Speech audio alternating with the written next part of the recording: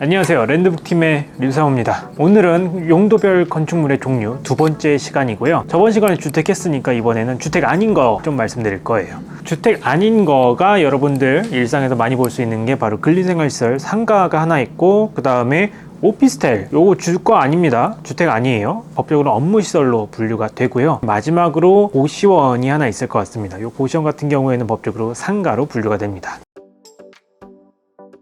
자, 그럼 먼저 근린생활시설부터 이야기를 좀 해볼게요. 근린생활시설 같은 경우에는 1종 근린생활시설이 있고 2종 근린생활시설로 나뉩니다. 1종과 2종의 차이가 뭐냐? 1종 같은 경우에는 쉽게 볼 수 있는 게 예를 들면 편의점? 그런 게 이제 1종 근린생활시설이고, 2종 근린생활시설은 뭐냐? 조금 큰 도로 가야 볼 수 있는 일정 면적 이상의 학원, 뭐 그런 거를 2종 근린생활시설이라고 합니다. 요거 두 개가 큰 차이는 없어요. 사실 만들고 어느 걸 입주를 받느냐에 따라서 용도가 그냥 근린생활시설로 결정이 되는 거고요. 근데 요게 하나 주의하셔야 될 게 있는데, 요 근린생활시설 상가로 구성되는 MD 중에 다중이용업소에 대한 규정을 적용받는 게 몇 가지가 있습니다. 요 다중이용업소에 대한 규정 같은 경우에는 다른 영상에서 한번 제대로 정리해서 올려드리도록 할게요. 자, 그러면 이제 상가가 이렇게 정리가 됩니다. 굉장히 심플하게 정리가 되죠. 근데 여러분들 여기서 하나 짚고 넘어가셔야 될 게 바로 고시원입니다.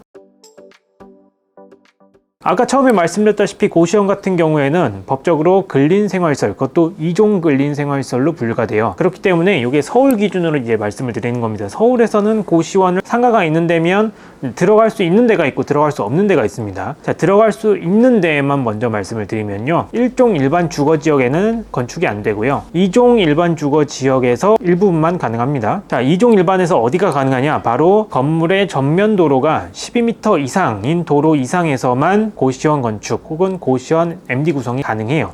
그렇기 때문에 아무데나 되지 않는다는 거 한번 꼭 알아가셨으면 좋겠고요. 더불어서 고시원이 이제 500제곱미터 이하로만 건축이 가능합니다. 이 500제곱미터 이하라는 건 뭐냐면, 500제곱미터는 시설 면적 기준이기 때문에 공용 면적, 전용 면적 다 합쳐서 500제곱미터 이하로만 건축이 가능하고, 더불어서 최근에 또 다른 이제 건축 규제가 하나 생겼죠. 방 사이즈에 대한 규제도 생겼고, 그 다음에 채광에 대한 규제도 별도로 생겼습니다. 그렇기 때문에 예전만큼 고시원업 하기가 사실 좋지는 않고, 최근에 수익률이 많이 떨어져 있는 상태이기 때문에 최근에 많이 고시원을 하지는 않으세요. 왜냐면 예전 같은 경우에는 고시원이 1000제곱미터 이하로 적용됐기 때문에 지금의 2배까지 건축이 가능했습니다. 근데 지금은 500제곱미터까지만 되기 때문에, 더불어서 다중생활시설로 분류가 되면서 여러가지 소방시설도 완비를 해야 되기 때문에 예전보다 투입되는 비용이 더 많이 올라갔고, 대신 산출되는 아웃풋은 줄었다. 그래서 최근에는 이게 수익률이 그렇게 잘 나오는 편은 아닙니다. 자, 그 다음에 고시원이 2종 일반에서는 전면도로 12m 이상이고 3종 일반 아무데서나 되고요. 그 이상 용도지역, 뭐 준공업, 일반상업 아무데서나 다 됩니다. 다만 1종 일반, 그 다음에 2종 일반 중에서도 전면도로 12m 미만은 안 된다는 거 꼭 기억하고 넘어가셨으면 좋겠어요. 자, 그렇게 해서 이게 고시원까지 정리가 되고요.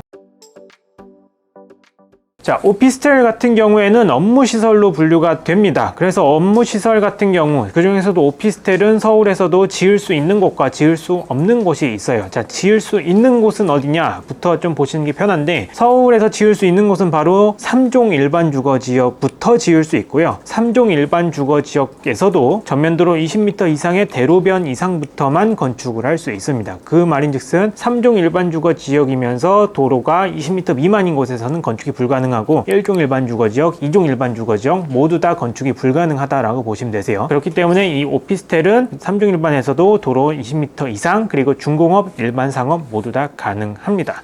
한 가지 재밌는 게 있는데요, 3종 일반 주거지역이면서 전면도로가 20m인 데가 간혹 가다가 있어요. 그런 데 가보면 보통 한 7층 내지 8층 정도의 건물이 올라가게 됩니다. 그 건물의 등기를 떼보면 어떤 게 나오냐 하면, 저층부 같은 경우에는 평면은 똑같아요. 오피스텔로 되어 있고, 그 다음에 상층부 같은 경우에는 다세대 주택으로 되어 있는 경우가 있습니다. 이게 왜 그럴 수 있냐 하면, 제가 지금 영상에서 말씀드린 게 대분류만 볼게요. 주택 했고, 근린생활시설 했고, 그 다음에 업무시설 이렇게 말씀드렸어요. 대분류가 다르면 서로 섞을 수가 있습니다. 그렇기 때문에 한 건물에 오피스텔이랑 다세대 주택이랑 같이 쓸 수가 있는 거예요. 근데 굳이 평면이 다를 필요는 없겠죠. 어차피 둘 다 주거용으로 쓰는 거니까. 그렇기 때문에 평면이 똑같은데 다세대 주택 같은 경우에는 4개 층까지만 인정을 받기 때문에 남는 용적률을 오피스텔로 돌려서 평면을 똑같이 만들어요. 만드는 겁니다. 그렇기 때문에 한 건물에 업무시설, 주거, 그 다음에 전층 다 주택으로 쓸 수 있게끔 만들 수 있는 건물이 나올 수 있는 법적 배경이 바로 이런 규제 때문에 그런 거예요. 근데 한 가지 여기서 또 재밌는 거는 오피스텔 같은 경우에는 발코니 확장 면적이 없죠. 그렇기 때문에 아무리 똑같은 평면이라고 할지라도 다세대 주택 부분보다 전용 면적이 훨씬 더 높게 책정이 되어 있어요. 그에 따라서 당연히 가져가는 공용 면적이 훨씬 더 넓겠죠. 그렇기 때문에 이게 하나 다르다는 거, 그리고 똑같은 평면이더라도 전용 면적이 훨씬 더 클 수밖에 없기 때문에 당연히 주차의 규정에 대한 것은 훨씬 더 강화된 규정을 받습니다.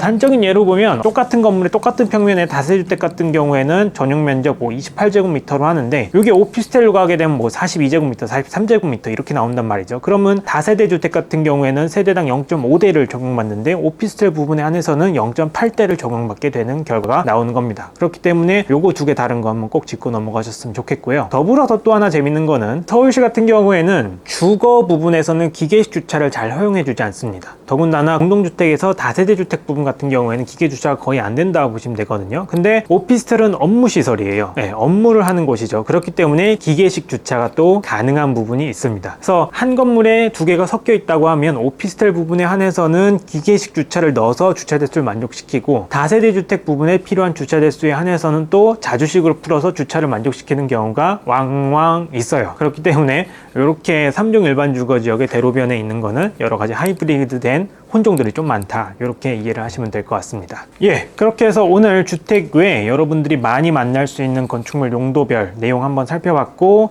상가 살펴봤고요. 그 다음에 업무시설 살펴봤고, 이 두 개 중에 고시원이랑 오피스텔은 주택법상 준주택으로 분류된다는 것까지 알아봤습니다. 굉장히 용도별 내용이 어려울 수 있지만 여러분들이 한번 그 개념을 한번 딱 잡아놓으면 더 이상 헷갈릴 일이 없기 때문에 잘 모르시겠으면 저희 영상 많이 돌려보시면 돼요. 그래서 저희는 오늘 컨텐츠는 여기까지 하고 저희 랜드북 채널 좋아요, 구독, 댓글, 알림 설정까지 부탁드리겠습니다. 저희는 다음에 더 유익한 내용으로 돌아오도록 하겠습니다.